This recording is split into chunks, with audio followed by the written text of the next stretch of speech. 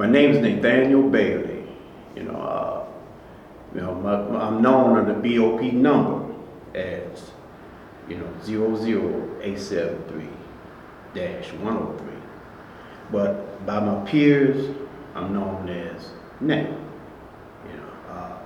My homies, Nat. Anybody else? Nathaniel Bailey. So Nate, let me ask you this question. Could you give the foundation going back to the early 30s or 40s of DC in the federal system, starting at Alcatraz? Yeah. From my verbal history, and not only my verbal history, but from my, investigation of, DC code offenders being in the BOP from, from beyond my time, before my time. All men. We talking about a group of men that when a group of men reach a certain level, if that level is when you become, you put that tag on you, when they put that tag on your back that you are incorruptible, that you cannot be rehabilitated, they put you on a level all by yourself, man. And from Alcatraz to Marion, now, after my early time, now you got ADX, right? I'm in the middle. Now, and once they put me on, put that tag on me, and they, whether I wanted to or not, to be on that level of incorruptible, that means, man, I can look for death at any given time, whether they created for me or whatever, because their whole thing is, man, you no good for our society anymore, and I knew that, So it was my business to find out who I was and who set the standard of what their title meant to me, because their title included who I was, where I was from, and where I'm going. So with that said, I had to find out who set the foundation from of the level they put me on. They put me on a level of whether I'm a killer or not. They put me on the level of a killer.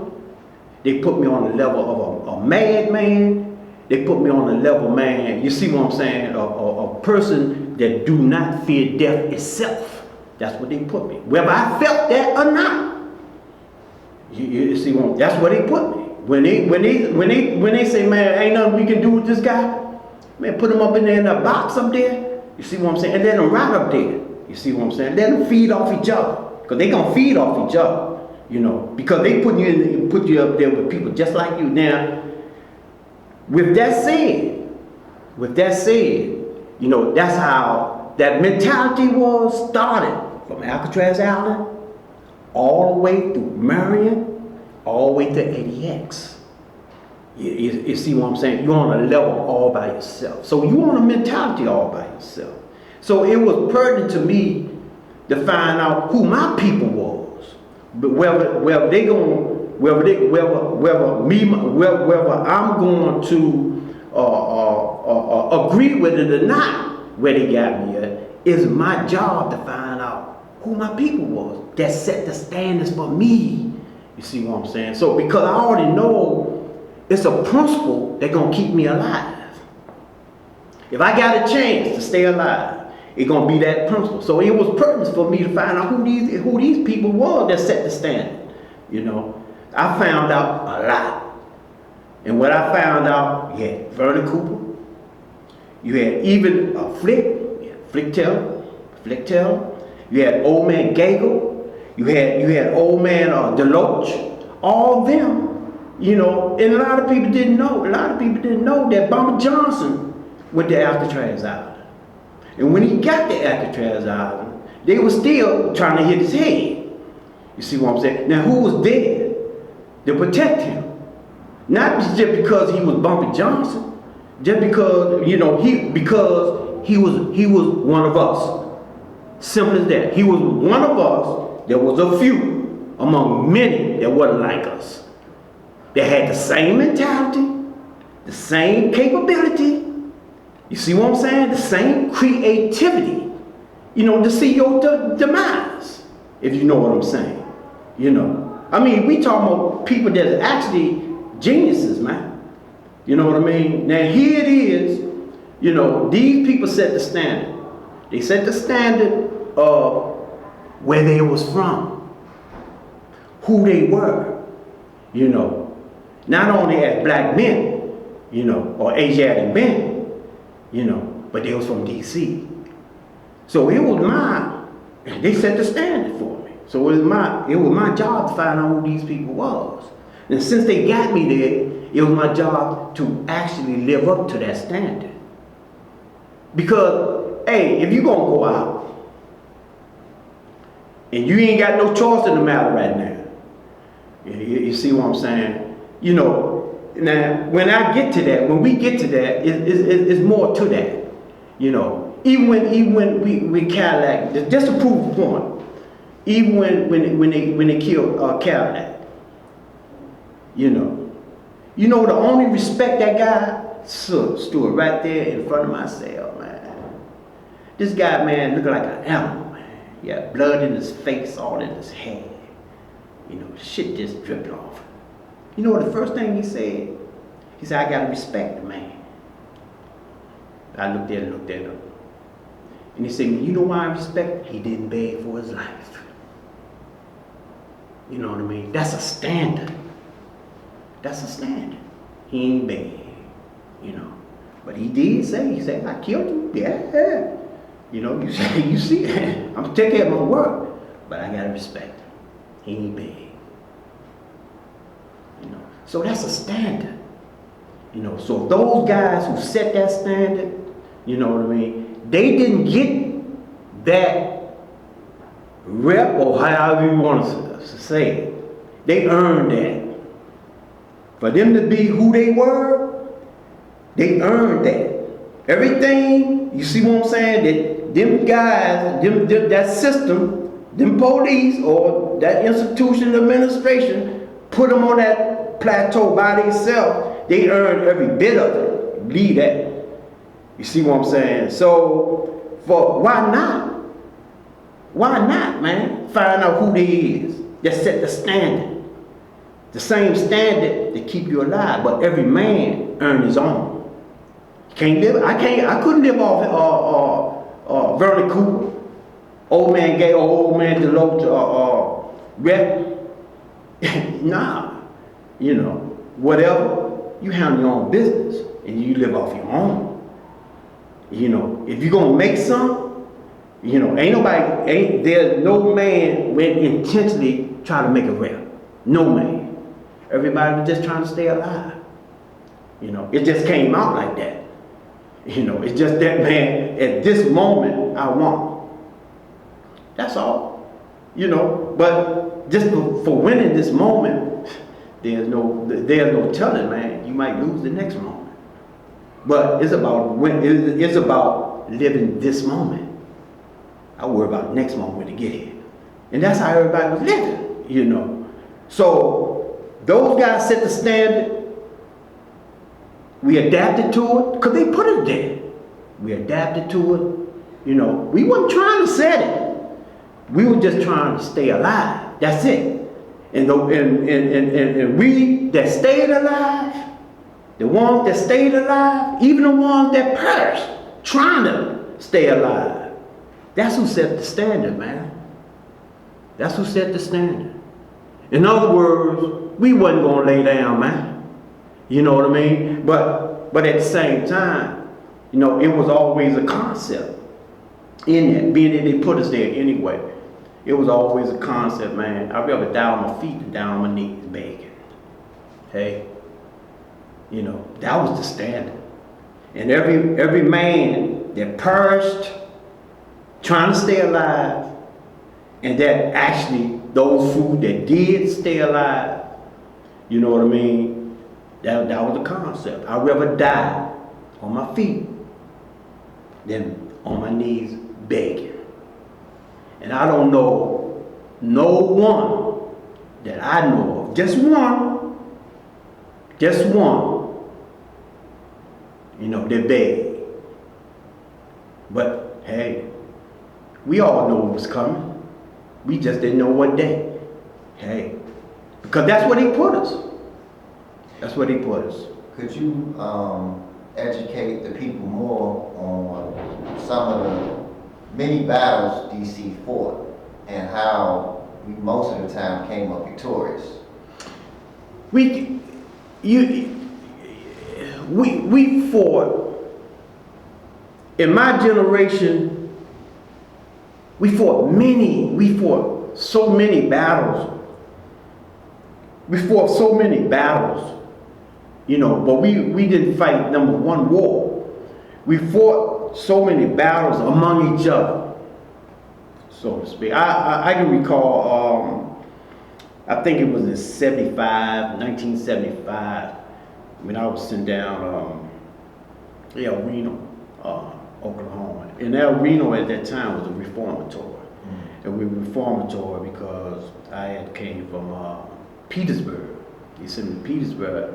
They sent me down to El Reno because I got some trouble up Petersburg. They had actually took me on the outside. I got 4 more years because we was doing some things up there in Petersburg. And Petersburg was a reformatory, only for youth acts. So I went out, they took me on the outside for assault. Yeah, I got 4 more years. And then in that, I got transferred. I got transferred to El Reno. Now, El Reno at that time was the most aggressive reformatory, for all over the country. In other words, other reformatories couldn't handle it. Just in El Reno, you know what I mean? And went down to El Reno. They had some maybe, when I first got down there, I think we had 15 guys out of DC. Give you a perfect example. We got in some, it was always a group warfare, over basketball games, over, how youth carry. You've got, one thing about a youth, they got energy to burn, and they gonna wreck. They gonna wreck. You know what I mean? They gonna fight, do whatever they gonna do.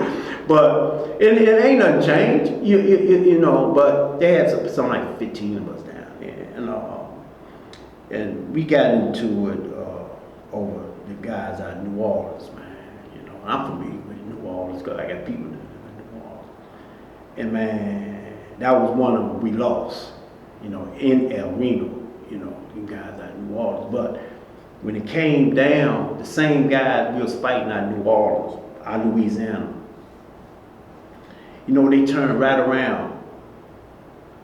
After they ran us off the field, it was 15 of them, but it was it had to be something like 40 to 50 of them, And they ran us off the field with bats and all the rest of that stuff. But,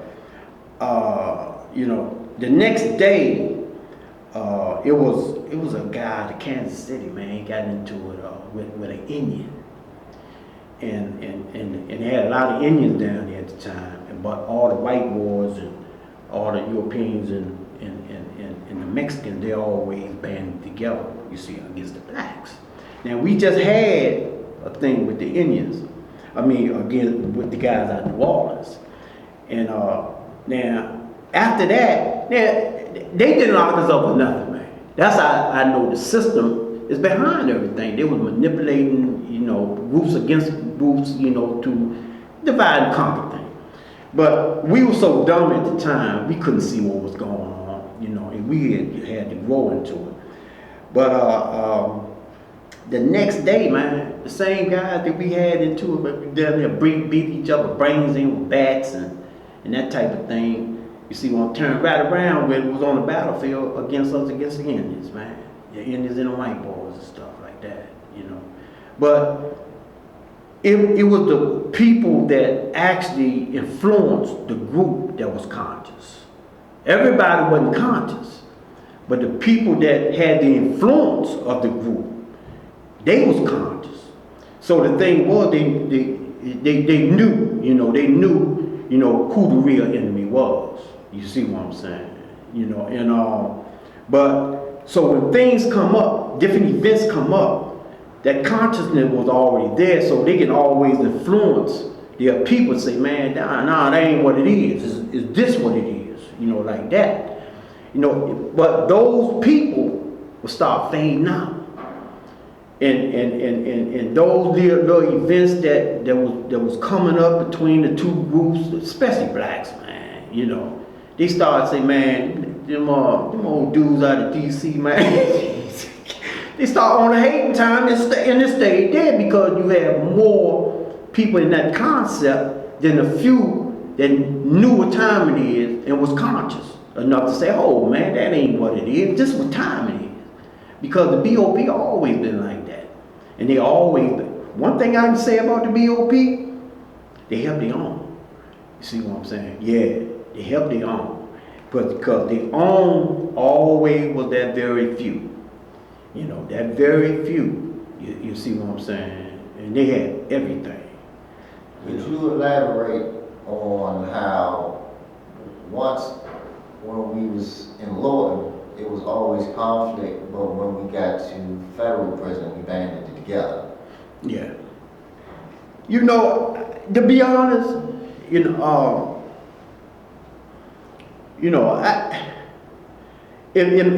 my generation, I can say, man, that I really never did too much time at all. All the time I've done in prison, and it's been a lot of time, it's always been done in the feds. In the conflicts, man, that actually, and you can tell the difference. You can tell the difference from the mentality, of the individual person. Where there was it was put in the institution act, whether it's in Lawton or whether it's in the feds. And in that concept, it had a dividing line.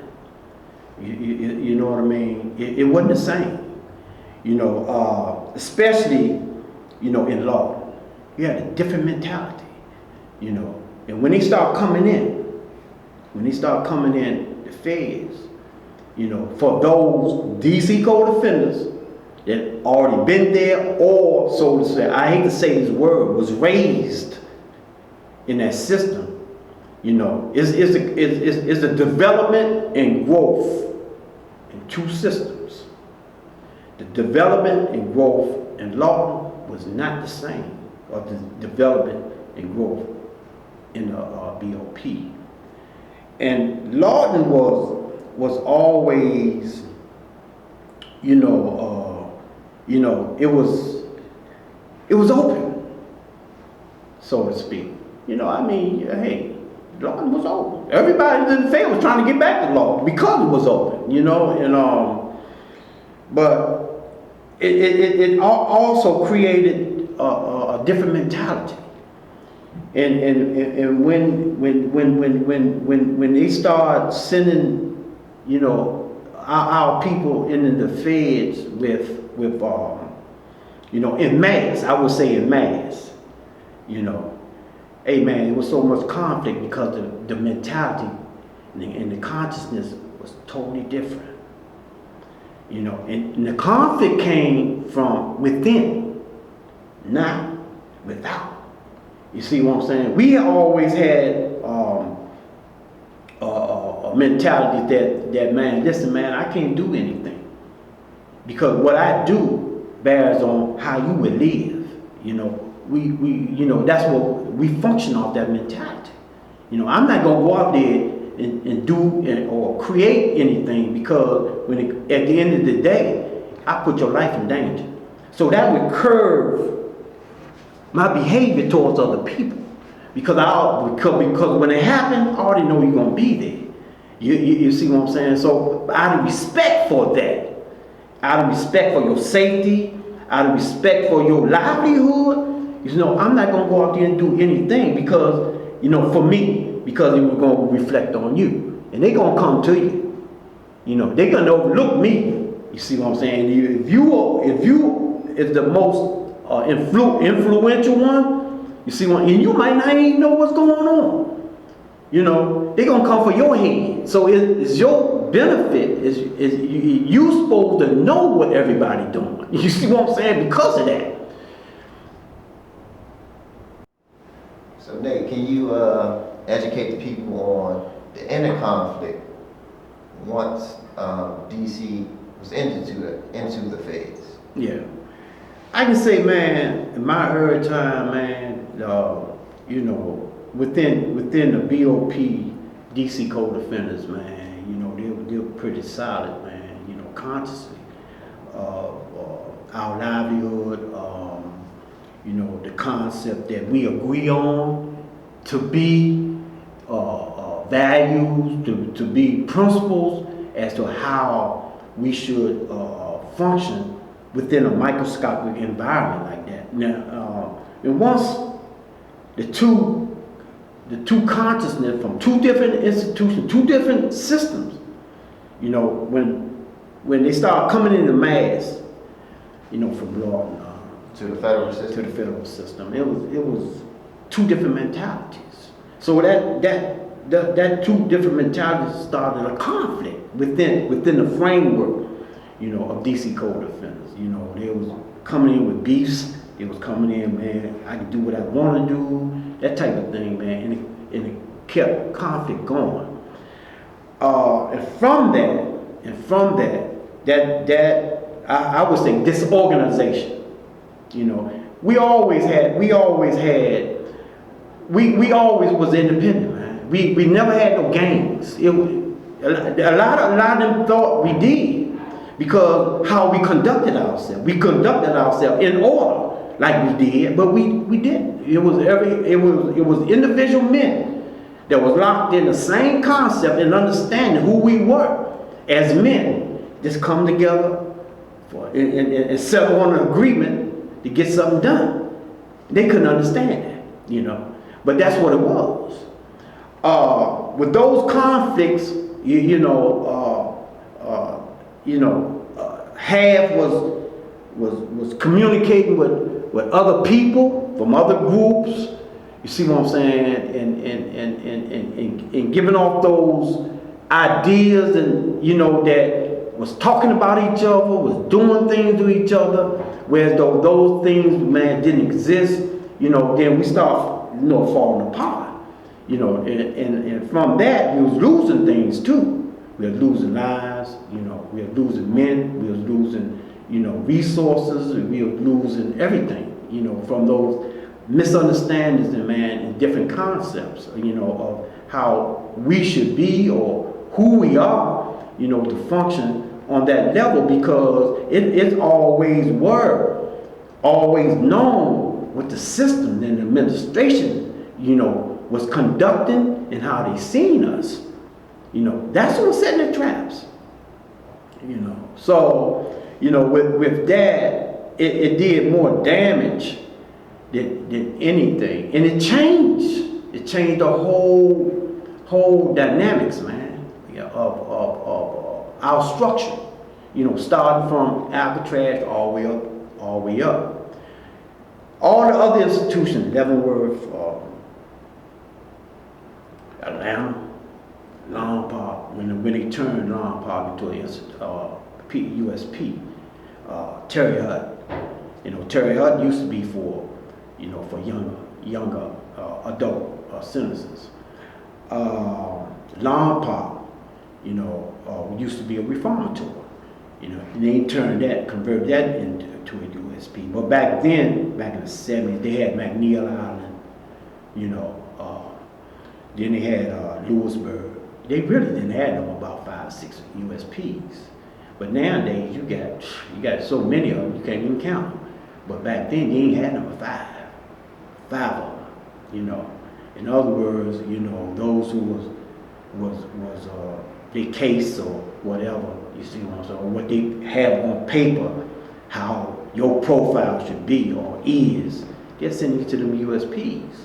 You know, whereas though it was just a couple of us, but still doing UFACs. They had us in them running around in USPs, you know, because we had adult time that we had picked up while we was on the inside, and they took us on the outside, you know, while we were still doing those UFACs. So they pulled us out of the reformatory system and put us in the USPs. Could you, what was that experience like for you personally, going from Lawton Reformatory to the federal system and landing over to Marion? When I first went into the USP, when I first went into the federal bureau of prisons, I had a UFAC. They called them Zip Sixes back then. It was a 6-year UFAC. And you seen a parole board in 60 days after that UFAC come active. Once the judge give you the UFAC, you got 60 days before you go for parole board. And the parole board, they the one that say, man, okay, man, you know, give us another year, give us another 18 months, give us another whatever, you know. But your parole eligibility was 60 days. They sent me to Morgantown. That's where I got my number from. Morgantown, man. You know, and I got there in Morgantown. me and Gregory Britt, a guy named Gregory Britt, I think he's deceased now. You know, he was down. He was younger, you know, got down there, man. He looked at me one day, and I looked at him, and it was a co-ed. You know, it had women down there, you know, but I ain't be that. You know, he looked at me, you know, I looked at him. He said, man, you thinking the same thing I'm thinking? I said, yeah. You know, I took off. So, man, we got all the way, I don't know what river that was, man. It was the Allegheny River, I think it was, you know. We made it all the way to the Allegheny River, man. And we couldn't cross the jump, you know. I can swim a little bit myself, because I used to swim, you know, in the Mississippi River. Mm-hmm. And we seen a log floating, man. I said, man, come on, man, we gonna get on this log. Oh, man, I'm not getting on, you know.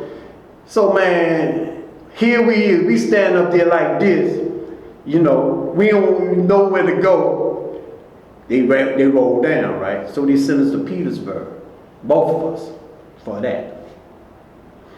Okay, and from Petersburg, man, you know, that's when everything started, man. From Petersburg to El Reno, you know, all the way through. You see what I'm saying? I made my way all the way up to Marion. From Petersburg, then they sent me to Long Park. Then they sent me to Lewisburg. From Lewisburg to Terre Haute. From Terre Haute to Marion. So what was the experience like when you first arrived at Marion? When I first arrived at Marion, it was in 1979. I just come off that UFAC. The adult time just kicked in, you know. It was overpopulation. And it was like 300 people, 300 men that made up Marion population. And half of that was the I unit, which was the whole, and H unit was the control unit. Now, the marshal unit, you know, they didn't have that, they had their own count. So we don't know how many, that's where they kept the rats at. Okay, but on Marion population open count, you know, it ain't had no more than about 2-something for the whole open population. And it was open then, the population part. And when I arrived there, you know, the police, you know, the officers, man, they told the homies, man, say, man, you know you got a homie coming up here, and he's a young boy.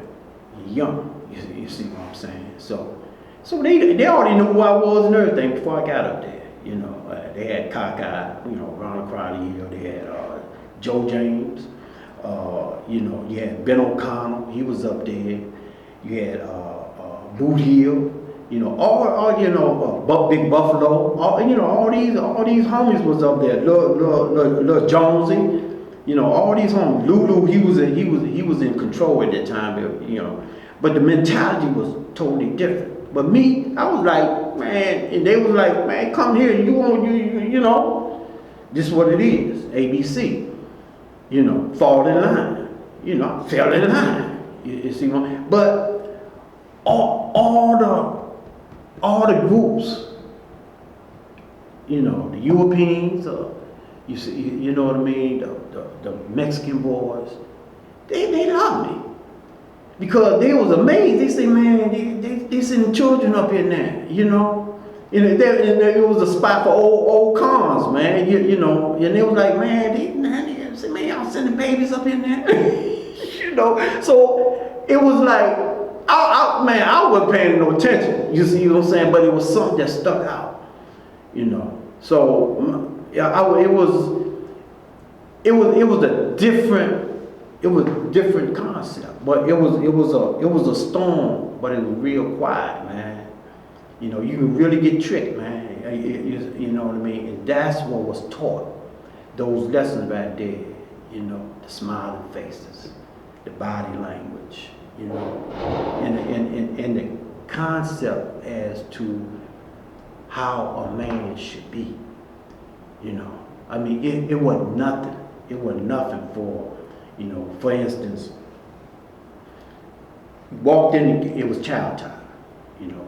The kitchen is small, you know, because you got a small population. It's open, you know, so, you know, walked in the kitchen.